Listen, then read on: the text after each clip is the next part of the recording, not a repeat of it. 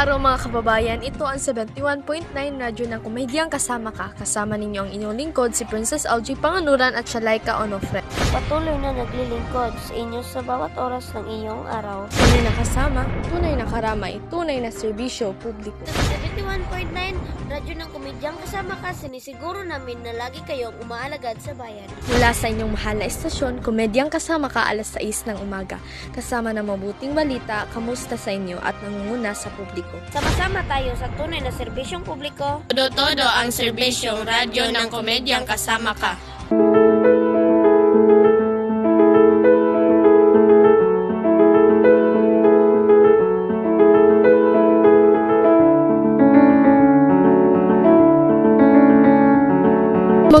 Magandang umaga mga kababayan, ito ang 71.9 radyo ng komedyang Kasama Ka kung saan pinag-uusapang mainit na balitaan. Ang oras natin ngayon ay alas 6 ng umaga, araw ng Disyembre 4, 2023. Hatid sa inyo ng Nescafe para sa dagdag tapang sa bawat pagbangon. Tikman na ang bagong Nescafe Original, may tapang na di susuko. Gardenia, laging kasama. Selecta, 3-in-1, basta ice cream, cream day. 3-in-1, 149 SRP lang. Umaga mga kababayan, ito ang radyo ng komedyang Kasama Ka 71.9. Narito ang inyong pinagkakatiwalang mamamahayag Princess LG Panganuran at Shalaika Onofre. Pasok. Magandang araw mga kalisensyanong tagapakinig. Ako po si Princess LG Panganuran, kasama ko ngayon ang aking kapareha sa kasaysayan, si Shalaika Onofre. At sa oras na ito, pag-uusapan natin ang isang napakasensitibong issue, ang abortion. Tama ka, LJ. Tunay nga namang mapag-uusapan ang iba't ibang panig ng usaping ito. Ang abortion ay pagpapalaglag o pagsasanggalang gawa sa pamamagitan ng pagtatanggal o pagpatay sa sanggol sa sinapupunan. At dahil ito ay may pag-utos o may pagbili ng batas, marami ang nagkaroon ng iba't ibang opinyon hinggil dito. Tunay nga, Shalaika, at sa mga panahong ito, hindi maiwasan na mayroong mga nagtatakang makapagsabi ng kanilang saloobin hinggil sa isyong ito. Ngunit, nararapat lamang natandaan natin na ang usapin ito ay napakadaming faktor na kailangang isaalang-alang. Tama ka, LJ. Sa pananaw ng ilan, ang karapatan ng bawat babae na magdesisyon kung manatili o hindi sa kanyang pagbubuntis ay dapat igalang at protektahan.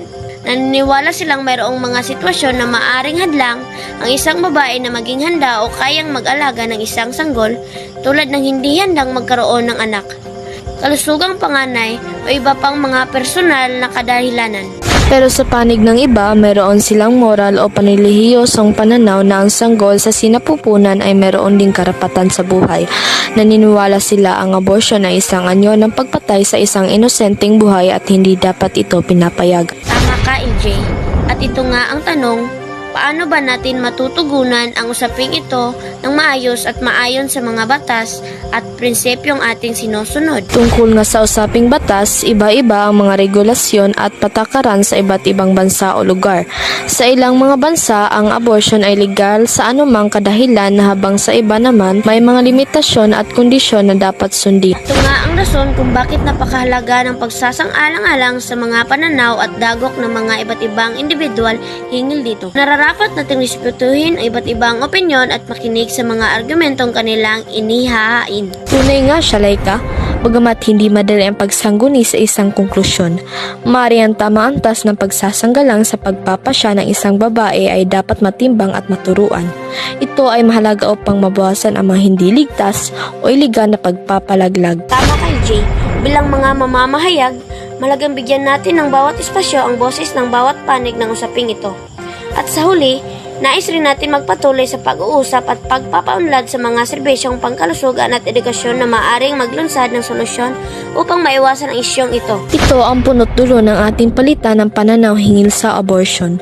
Nakatitiyak kami na ang ating mga tagapakinig ay mayroong iba't ibang opinyon tungkol dito din.